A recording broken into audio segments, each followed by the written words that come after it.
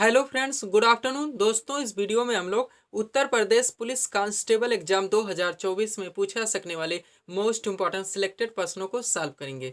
दोस्तों, आपके एग्जाम्स में जितने भी टॉपिक से क्वेश्चंस पूछे जाने हैं उन सभी टॉपिक्स को कलेक्ट करके A to Z एक एक क्वेश्चन चुन चुन के डाला गया है। साथ में एक्स्ट्रा फैक्ट को भी पूरी तरह से कवर करने का प्रयास किया गया है। तो दोस्तों, आप लोग इन्हें कॉन्सेंट्रेट होकर सॉल्व करें। क्वेश्चंस कम सॉल्व होने पर पुनः प्रश्नों का रिवीजन करें ताकि उत्तर प्रदेश पुलिस कांस्टेबल के रिटन एग्जाम में आप लोग अच्छे से अच्छा स्कोर कर सकें। तो चलिए दोस्तों, ज़्यादा समय न लेते हुए हम लोग इन सभी मोस्ट इंपॉर्टेंट प्रश्नों को सॉल्व करना शुरू करते हैं।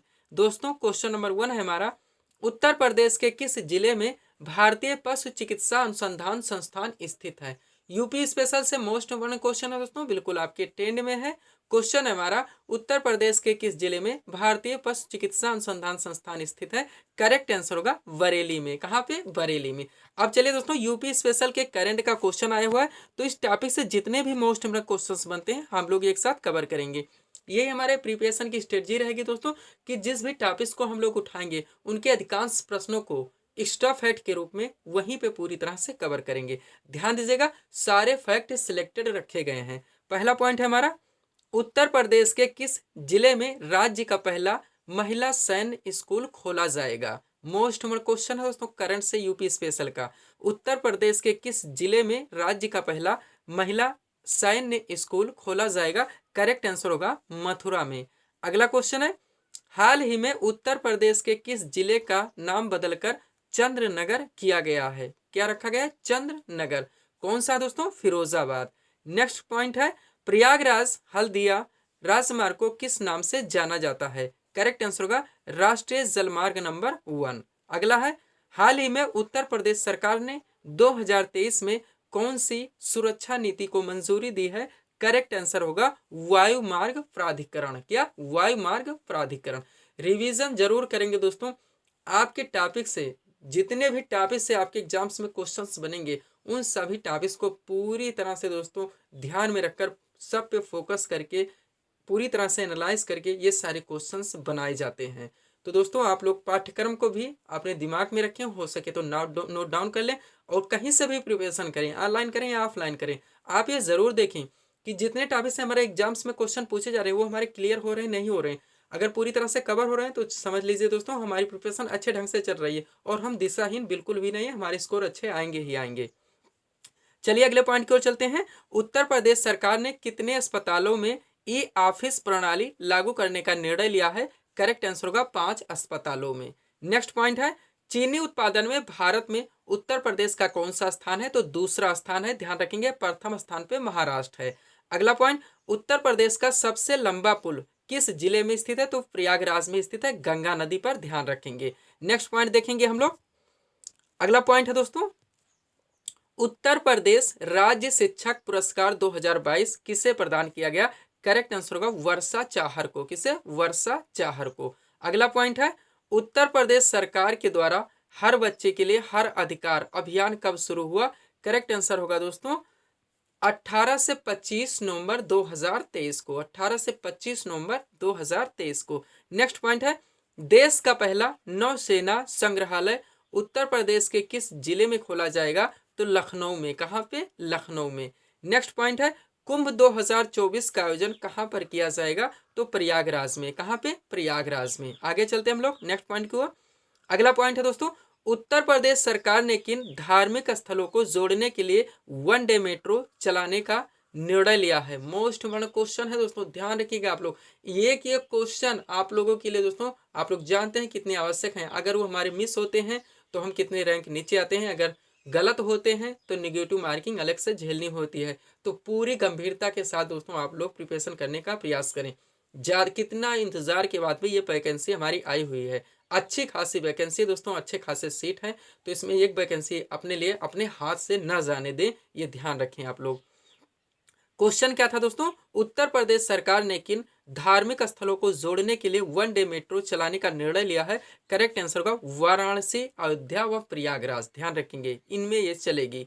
नेक्स्ट पॉइंट है, हाल ही में किसे भारत रत्न डॉक्टर अंबेडकर अवार्ड से सम्मानित किया गया। करेक्ट आंसर होगा योगी आदित्यनाथ को। नेक्स्ट पॉइंट है, जनवरी 2024 में कौन सी हाई कोर्ट ने अपने फैसले हिंदी में भी लेने का यानी कि देने का निर्णय लिया है? तो इलाहाबाद हाई कोर्ट है। कौन सा? इलाहाबाद हाई कोर्ट है। अगला पॉइंट देखेंगे हम लोग, यहीं से है दोस्तों। क्या है? उत्तर प्रदेश सरकार ने किस तारीख को मांस रहित दिवस घोषित किया है? करेक्ट आंसर होगा 25 नवंबर को।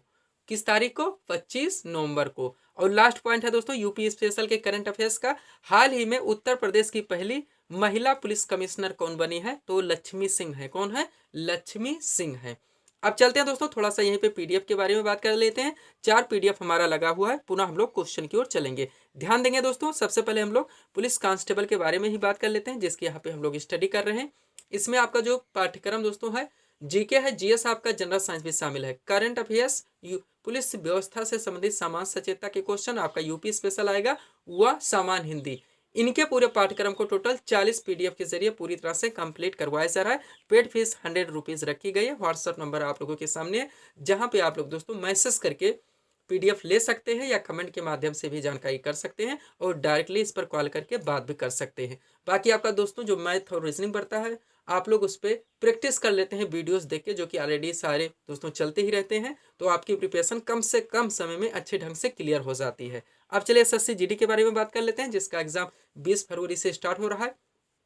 इसमें जो दोस्तों पाठ्यक्रम हमारे द्वारा पूरी तरह से कंप्लीट करवाए जा रहे हैं, आपका जीके जीएस, जिसमें आपका जनरल साइंस भी आ जाएगा, करंट अफेयर्स और सामान्य हिंदी, इनके पूरे पाठ्यक्रम को टोटल 40 पीडीएफ के जरिए कंप्लीट किया जा रहा है। पेड फीस केवल 50 रुपीज़ रखी गई। व्हाट्सअप नंबर आप लोगों के सामने है। नेक्स्ट है दोस्तों बिहार एसएससी 10+2 2023, ये भी लगभग फरवरी में आयोजित किया जाएगा। इसमें जो पाठ्यक्रम दोस्तों सामान्य ज्ञान, सामान्य विज्ञान व करंट अफेयर्स, इनके भी पूरे पाठ्यक्रम को टोटल 25 पीडीएफ के जरिए कंप्लीट करवाया जा रहा है। पेड फीस इसकी भी केवल 50 रुपये रखी गई है।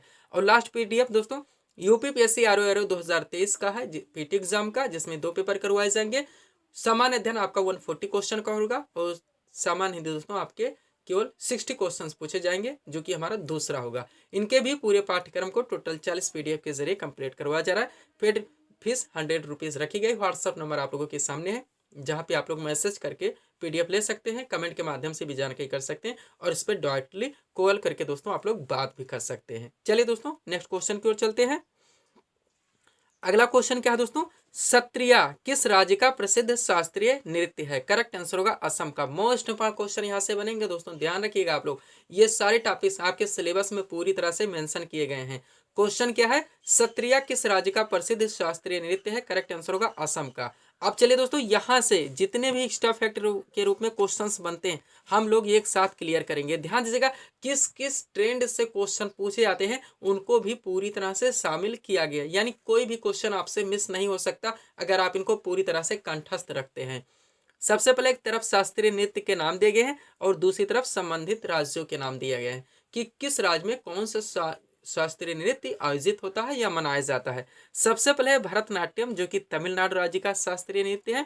उसके बाद कथकली और मोहिनीअट्टम, एक साथ ध्यान दीजिएगा क्योंकि ये दोनों के दोनों दोस्तों केरल राज्य के हैं। अब जैसे भी करें, रट्टा मारें, कोई ट्रिक लगाएं, इन सभी क्वेश्चंस को आप लोग मिस नहीं कर सकते अच्छी प्रिपरेशन के लिए। या फिर दोस्तों पीडीएफ लेते हैं तो बेटर होगा कि आप लोग उनका अगर प्रिंट आउट निकलवा लेते हैं और अंडरलाइन लगा के स्टडी करते हैं, पुनः एक बार रिवीजन कर लेते हैं, तो आपकी प्रिपरेशन कम से कम समय में अच्छे ढंग से क्लियर हो जाती है। अगला पॉइंट है कथक, ये किस राज्य का शास्त्रीय नृत्य है? तो उत्तर प्रदेश का। नेक्स्ट है कुचिपुड़ी, जो कि आंध्र प्रदेश राज्य का शास्त्रीय नृत्य है। नेक्स्ट है मणिपुरी, जो कि मणिपुर राज्य का शास्त्रीय नृत्य है। अभी लोकेशन पे चलें दोस्तों, अभी क्वेश्चन कई ट्रेंड से पूछे जाते हैं, उन सबको हम लोग यहीं पे क्लियर करेंगे। अगला है सत्रिया, मोस्ट इंपोर्टेंट जो हमारा क्वेश्चन था, ये असम राज्य का शास्त्रीय नृत्य है।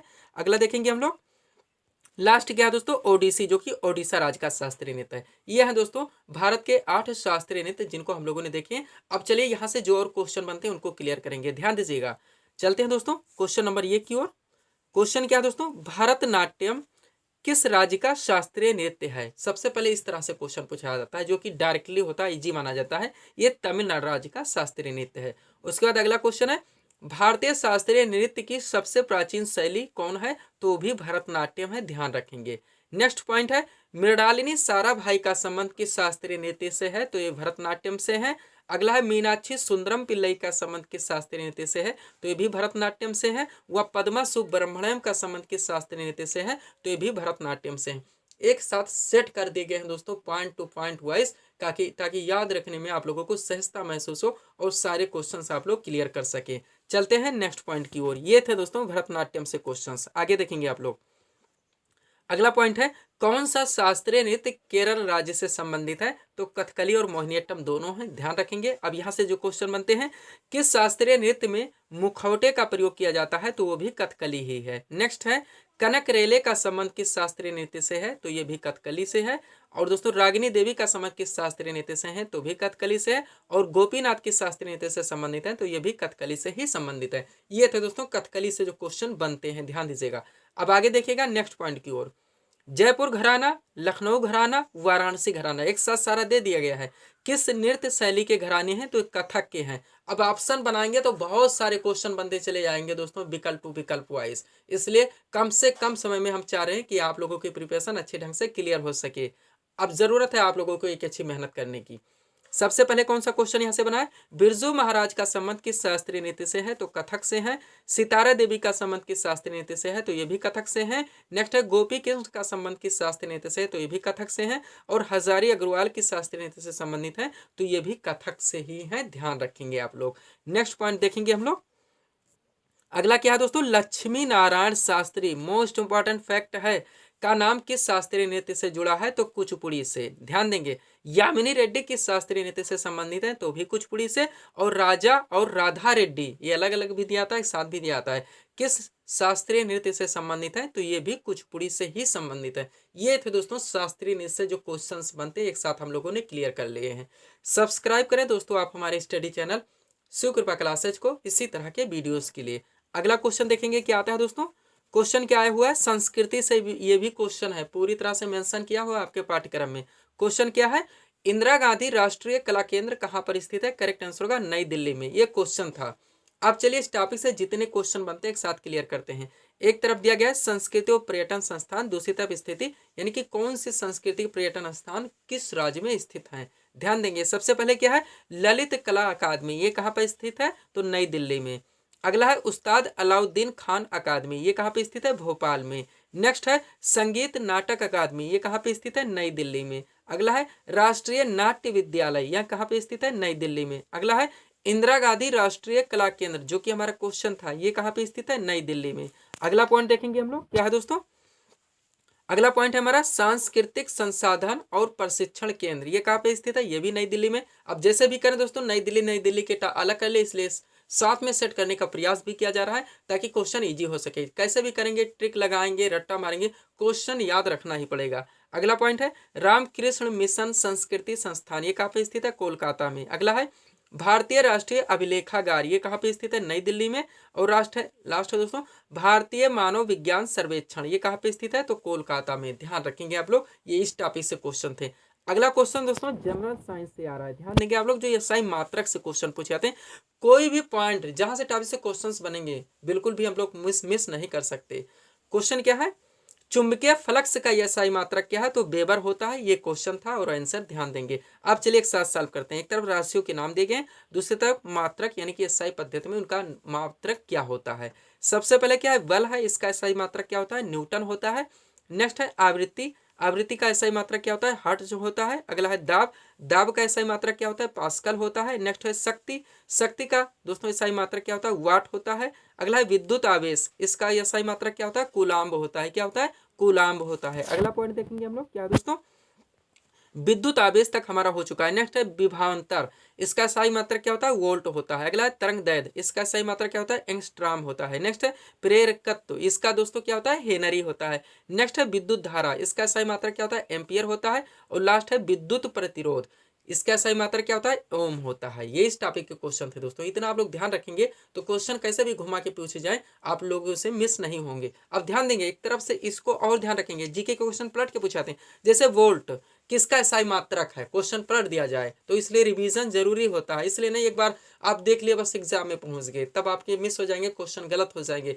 जीके के क्वेश्चन पलट के भी पूछे जाते हैं, ये भी आप लोग ध्यान रखिए। इसलिए हम पीडीएफ के बारे में बात कर रहे हैं दोस्तों, लेने के लिए। आगे चलेंगे हम लोग। अगला क्वेश्चन कहां से आ रहा है दोस्तों? भारतीय संविधान सभा द्वारा राष्ट्रगान को कब अपनाया गया? मोस्ट इम्पोर्टेंट क्वेश्चन है। करेक्ट आंसर होगा 24 जनवरी 1950। जहां पे डेट दिया गया आप लोग पूरी तरह से याद रखने का प्रयास करें, उसका कुछ अर्थ है, यानी कि वहां से डेट से क्वेश्चंस पूछे जाते हैं, इसलिए डाला गया है। अब ध्यान देंगे इसके एक्स्ट्रा फैक्ट को, जहां से कई सारे क्वेश्चन एक साथ क्लियर होंगे। भारत में राष्ट्रगान को संविधान सभा द्वारा 24 जनवरी 1950 को ग्रहण किया गया, जो कि हमारा आंसर है।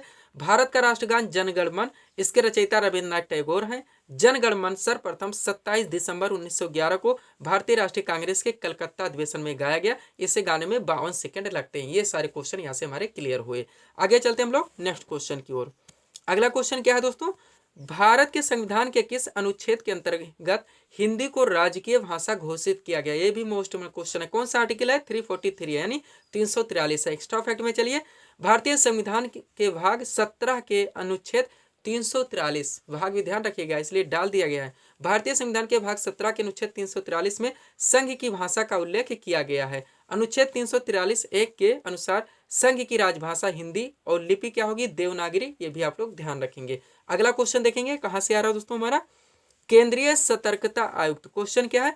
केंद्रीय सतर्कता आयुक्त अपने पद पर कब तक बना रह सकता है? करेक्ट आंसर होगा 4 वर्ष या 65 वर्ष की आयु तक। ये क्वेश्चन जरूर डाल दिया गया दोस्तों। कभी कभी हम लोग जानते हैं हर जो होते हैं, जो नियुक्त होते हैं, सब 5 वर्ष रहते हैं, 5 वर्ष। ऐसा नहीं है, इसलिए इस क्वेश्चन को ध्यान देके डाला गया है और इनके एक्स्ट्रा फैक्ट को कवर कर दिया गया है ताकि पूरी तरह से आप लोग याद रख सके। क्वेश्चन है केंद्रीय सतर्कता आयुक्त अपने पद पर कब तक बना रह सकता है? तो 4 वर्ष या 65 वर्ष की आयु तक। अब इस एक्स्ट्रा फैक्ट में चलिए, केंद्रीय सतर्कता आयुक्त अपने पद पर ग्रहण करने की तिथि से 4 वर्ष या 65 वर्ष की आयु तक, जो भी पहले पूरा हो, यानी पहले 65 वर्ष का हो गया तो पहले रिटायर हो गया, अगर नहीं हुए तो 4 वर्ष पूरे करेंगे तक बना रह सकता है। इसकी नियुक्ति राष्ट्रपति द्वारा 3 सदस्यीय समिति की सिफारिश पर होती है। इस समिति में प्रधानमंत्री, लोकसभा में विपक्ष के नेता और गृह मंत्री शामिल होते हैं। ध्यान रखिएगा, ये भी बार बार पूछा आता है। नोट देखिएगा, वर्तमान में भारत के केंद्रीय सतर्कता आयुक्त कौन है? तो प्रवीण कुमार श्रीवास्तव हैं। ये भी आप लोग ध्यान रखेंगे। करंट से भी क्वेश्चन को रिलेट करते चलेंगे क्योंकि क्वेश्चन कहीं से भी बन सकते हैं और सारे फैक्ट मोस्ट इंपॉर्टेंट हैं। आगे चलेंगे हम लोग। अगला क्वेश्चन क्या है दोस्तों, भारत सरकार का मुख्य विधि अधिकारी कौन होता है? मोस्ट क्वेश्चन है। भारत का महान्यायाधीश आपका करेक्ट आंसर होगा। अभी दिल्ली पुलिस कांस्टेबल का एग्जाम हुआ, आप देख सकते हैं। एक बार आर्टिकल से क्वेश्चन एक शिफ्ट में पूछा आता था, तो एक कॉन्सेप्ट थे कि भारत सरकार का प्रथम अधिकारी कौन सा था? महान्यायाधीश। फिर आर्टिकल पूछा जाए कौन सा होता है? 76। तो बार बार एक क्वेश्चन आप एसएससी के हुई उठा के देख लीजिए, जो प्रीवियस ईयर में हुए हैं दोस्तों, सारे में एमटीएस हो, सीजीएल हो, सीएचएसएल हो, सारे में पूछे गए हैं क्वेश्चन। चलिए एक्स्ट्रा फैक्ट में चलते हैं जहां से बहुत सारे क्वेश्चन क्लियर होंगे। संविधान के अनुच्छेद 76 के अनुसार भारत सरकार को 76 जरूर ध्यान रखेंगे, इसमें 76 में आता है भारत का महान्यायाधीश के अनुसार भारत सरकार को कानूनी मामलों में परामर्श देने के लिए राष्ट्रपति महान्यायाधीश की नियुक्ति करता है। यह भारत सरकार का प्रथम विधि अधिकारी होता है। इन्हें अपने कर्तव्यों के पालन में भारत के राज्य क्षेत्र में सभी न्यायालयों में सुनवाई का अधिकार होता है। ये भी आप लोग ध्यान रखेंगे। अब नोट देख लीजिएगा, भारत में वर्तमान में भारत के महान्यायाधीश कौन है? तो आर वेंकट रमन है। ये भी आप लोग ध्यान रखेंगे। मोस्ट क्वेश्चन है, डायरेक्टली पूछा सकता है, करंट से है। सब्सक्राइब करें दोस्तों आप हमारे स्टडी चैनल शिव कृपा क्लासेज को इसी तरह के वीडियोस के लिए। अगला क्वेश्चन देखेंगे हम लोग, क्या है दोस्तों, अंधेरे में रखना। हिंदी से क्वेश्चन आ गया है, मुहावरा। अंधेरे में रखना मुहावरे का सही अर्थ होगा तो भेद छुपाना। क्या होगा? भेद छुपाना। अब चलिए क्वेश्चन आंसर हमारा हो चुका है। अब इस टॉपिक के जो मोस्ट इंपॉर्टेंट क्वेश्चन बनते हैं उनको एक साथ क्लियर कर लेते हैं। सबसे पहले क्या है? उगल देना। मुहावरे का सही अर्थ क्या होगा? भेद खोल देना। फिर है आंखें फेर लेना। अब इसमें ऑप्शन डाल डाल के दोस्तों रट्टा लगवाना, आप ज़्यादा से ज़्यादा समय में दोस्तों कवर करवाने का कोई मतलब नहीं। कम से कम समय में आप लोग कवर करते चलिए ऐसे क्वेश्चंस को। इजी है बहुत दोस्तों, यहाँ से मॉडरेट क्वेश्चन नहीं पूछे जाते हैं। बस आप लोग कम से कम समय में इन सबको दोस्तों टाइम पास करने की कोई आवश्यकता नहीं है यहाँ पर। आंखें फेर लेना मुहावरे का सही अर्थ क्या होगा? प्रतिकूल होना। बस रिवीजन जरूर कीजिएगा, या पीडीएफ लेते हैं तो अंडरलाइन लगा के प्रयास कर लीजिएगा, प्रिपरेशन कंप्लीट हो जाएगी। नेक्स्ट है आंखों से गिरना। मुहावरे का सही अर्थ दोस्तों क्या होता है? आंखों से गिरना तो आदर घट जाना होता है दोस्तों। यहाँ पे आधार लिख गया है जो कि मिस प्रिंट हो गया। नेक्स्ट है गांठ में बांधना। मुहावरे का सही अर्थ क्या होगा? खूब याद रखना। क्या? खूब याद रखना। अगला है खाक छानना। इसका क्या अर्थ होगा? भटकना। क्या होगा? भटकना। नेक्स्ट है खरी खोटी सुनाना। मुहावरे का सही अर्थ क्या होगा? भला बुरा कहना। अगला पॉइंट है चैन की बंसी बजाना। मुहावरे का सही अर्थ क्या होगा? आनंद पूर्वक जीवन बिताना। आनंद पूर्वक जीवन बिताना। अगला पॉइंट देखेंगे क्या है दोस्तों मुहावरे से हमारा? छक्के छुड़ाना। मुहावरे का सही अर्थ होगा? परास्त करना। अगला पॉइंट है तख्ता पलटना। तख्ता पलटना मुहावरे का सही अर्थ होगा? सत्ता समाप्त करना। नेक्स्ट है नाक का बाल होना। मुहावरे का सही अर्थ क्या होगा? बहुत प्रिय होना। अगला है मैदान मारना। इसका क्या होगा दोस्तों? जीत जाना। नेक्स्ट पॉइंट है होश ठिकाने होना। मुहावरे का सही अर्थ होगा भ्रांति दूर होना। और लास्ट पॉइंट है गाल बजाना, मुहावरे का सही अर्थ डींग हाँकना होगा। क्या होगा? डींग हाँकना। चलिए ये भी हमारा टॉपिक क्लियर हो चुका। इसमें और भी अभी क्वेश्चंस बनेंगे जो कि नेक्स्ट सेट में क्लियर किए जाएंगे। अगला क्वेश्चन देखेंगे दोस्तों, कहाँ से आया हुआ है? रस से आया हो दोस्तों। शांत रस का स्थायी भाव क्या होगा? आपके सिलेबस में रस छंद अलंकार पूरी तरह से मेंशन किया हुआ है। क्वेश्चन क्या है? शांत रस का स्थायी भाव क्या होगा? तो निर्वेद होगा। क्या होगा? निर्वेद होगा। अब एक तरफ स्थायी भाव दिया गया, एक तरफ दूसरी तरफ दोस्तों रस के नाम दिए गए हैं, किस किस रस का अस्थायी भाव क्या होता है। चलिए एक साथ क्लियर करते हैं। सबसे पहले क्या दोस्तों, ध्यान दीजिएगा, नंबर 1 रति। इस रति का दोस्तों ये किसका स्थायी भाव है? तो श्रृंगार रस का है। किसका है? श्रृंगार रस का है। नेक्स्ट है उत्साह, ये किसका स्थायी भाव दोस्तों? तो वीर रस का। क्वेश्चन पलट दीजिएगा, अब वीर रस का स्थायी भाव क्या? तो उत्साह है। उत्साह किस रस का स्थायी भाव? तो उत्साह है। दो किसका है? वीर रस का है। दोनों तरफ से ध्यान रखें, ऐसे क्वेश्चन पूछे जाते हैं। नेक्स्ट है निर्वेद, निर्वेद किस रस का स्थायी भाव है? तो शांत रस का है। किसका? शांत रस का। अगला है शोक, शोक किस रस का स्थायी भाव है? तो करुण रस का। नेक्स्ट है आश्चर्य, आश्चर्य किस रस का स्थायी भाव है? तो ये दोस्तों अद्भुत रस का है। किसका? अद्भुत रस का। नेक्स्ट है क्रोध, क्रोध किस रस का स्थायी भाव है? तो रौद्र रस का। नेक्स्ट है देवरति, देवरति किस रस का स्थायी भाव है? तो भक्ति का। किसका? भक्ति का। अगला पॉइंट देखेंगे हम लोग, अगला क्या है दोस्तों? भय, भय किस रस का स्थायी भाव है? तो भयानक का। नेक्स्ट है वत्सलता, ये किस रस का स्थायी भाव है? तो वात्सल्य रस का। किसका? वात्सल्य रस का। और लास्ट है दोस्तों जुगुप्सा, ये किस रस का स्थायी भाव है? तो बीभत्स रस का। किस रस का? बीभत्स रस का। सब्सक्राइब करें दोस्तों आप हमारे स्टडी चैनल शिव कृपा क्लासेज को इसी तरह के वीडियोस के लिए। आगे चलते हैं हम लोग नेक्स्ट क्वेश्चन की ओर। अब आगे क्वेश्चन में दोस्तों ऐसे क्वेश्चन शामिल किए गए जिनको आप चाहे प्रैक्टिस सेट मान लें। इजी टू मॉडरेट क्वेश्चन रखे गए हैं आपके सारे टॉपिक्स, और सभी दोस्तों जितने भी जहाँ जहाँ से दोस्तों जीके के क्वेश्चन पूछे आते हैं, आपका इसमें जनरल साइंस शामिल है, आपका ज्योग्राफी शामिल है, हिस्ट्री शामिल है, इकोनॉमी शामिल है, विविध के चैप्टर्स भी शामिल है, आपका पॉलिटी भी शामिल है। सारे क्वेश्चंस को दोस्तों यहाँ पे सम्मिलित करके जो हर वनडे एग्जाम से बार बार पूछे जाते हैं और दोस्तों रिपीट भी होते रहते हैं, हाईलाइटेड क्वेश्चंस होते हैं, उनको यहाँ पे सेट किया गया है। आप लोग दोस्तों कॉन्स्टेंट होकर इनका रिवीजन जरूर कीजिएगा। चलिए क्वेश्चन पहले शुरू करते हैं। क्वेश्चन क्या रखा गया है, ध्यान दीजिएगा आप लोग दोस्तों। जैन धर्म के 24वें एवं अंतिम तीर्थंकर कौन थे? ये क्वेश्चन रखा गया है। करेक्ट आंसर होगा महावीर स्वामी। ये क्वेश्चन था। आप चलिए एक साथ कवर करते हैं। आप चाहे इसको प्रैक्टिस सेट मान लें और देखें कि हमारे कितने क्वेश्चन बन रहे हैं। क्वेश्चन यहाँ पे इजी टू मॉडरेट रखे गए, बाद में थोड़े से क्वेश्चंस और डिफिकल्ट भी यहाँ पे दिए जाएंगे। पहला क्वेश्चन क्या है, जैन धर्म के प्रथम तीर्थंकर कौन थे? करेक्ट आंसर होगा ऋषभ देव। नेक्स्ट है जैन धर्म के 23वें तीर्थंकर कौन थे? तो पार्श्वनाथ। अगला है महावीर स्वामी ने अपने उपदेश किस भाषा में दिए? तो प्राकृत भाषा। नेक्स्ट है नागार्जुन कौन थे? तो ये एक बौद्ध दार्शनिक थे। अगला पॉइंट है विजयनगर साम्राज्य किस नदी के तट पर स्थित था? तो तुंगभद्रा नदी। नेक्स्ट है लौह और रक्त की नीति किसने अपनाई? तो बलबन ने। अगला पॉइंट है खालसा पंथ की स्थापना किसने की थी? गुरु गोविंद सिंह। हाईलाइटेड क्वेश्चन है दोस्तों, बार बार वो हर वनडे एग्जाम्स में पूछे गए हैं। अगला है an area of darkness most important के लेखक कौन है? वीएस नायपाल हैं। अगला है केंद्रीय उपोष्ण उद्यान संस्थान कहाँ स्थित है? तो ये लखनऊ में स्थित है। नेक्स्ट है भारतीय दलहन अनुसंधान संस्थान कहाँ स्थित है? तो ये कानपुर में स्थित है। कहाँ पे? कानपुर में। अगला पॉइंट देखेंगे क्या है दोस्तों, अगला पॉइंट है हमारा भारत के किस राज्य में फुलहर झील स्थित है? तो उत्तर प्रदेश में पीलीभीत दोस्तों जिला है, ये भी ध्यान रखेंगे। क्वेश्चन डायरेक्टली यूपी स्पेशल में भी पूछा सकता है कि उत्तर प्रदेश के किस राज्य में फुलहर झील स्थित है, तब आपका करेक्ट आंसर पीलीभीत होगा। ये हम नेशनल लेवल पे क्वेश्चन डाले हैं। अगला है 1 डिग्री अक्षांश यानी लैटिट्यूड कितने किलोमीटर को दर्शाता है? तो 111 किलोमीटर। नेक्स्ट अंतरराष्ट्रीय परमाणु ऊर्जा एजेंसी कहाँ पर स्थित है? तो वियना ऑस्ट्रिया में। नेक्स्ट पॉइंट है सर्वप्रथम पारिस्थितिक तंत्र शब्द का प्रयोग किसने किया? तो एजी टांसले ने किया। अगला आर्द्रता किस में मापी जाती है? तो हाइग्रोमीटर में। नेक्स्ट पीतल किसका मिश्रण है? तो जस्ता तथा तांबा का। किसका? जस्ता तथा तांबा का। नेक्स्ट है ऑक्सीजन की खोज किसने की थी? तो जोसेफ प्रिस्टले ने की थी। नेक्स्ट पॉइंट है धावन सोडा का रासायनिक नाम क्या है? तो सोडियम कार्बोनेट होता है। और इस सीरीज का लास्ट क्वेश्चन दोस्तों, प्रकाश संश्लेषण की क्रिया में प्रकाश ऊर्जा बदलती है तो रासायनिक ऊर्जा में। किसमें? रासायनिक ऊर्जा में। तो ये था दोस्तों इस सीरीज के टॉप एमसीक्यूज के प्रश्न जिनको यहाँ पे हम लोगों ने सॉल्व किए हैं। उम्मीद है दोस्तों आप सभी लोगों ने सॉल्व किए होंगे और देखे होंगे कि यहाँ से आपके कितने प्रश्न सही हो रहे हैं।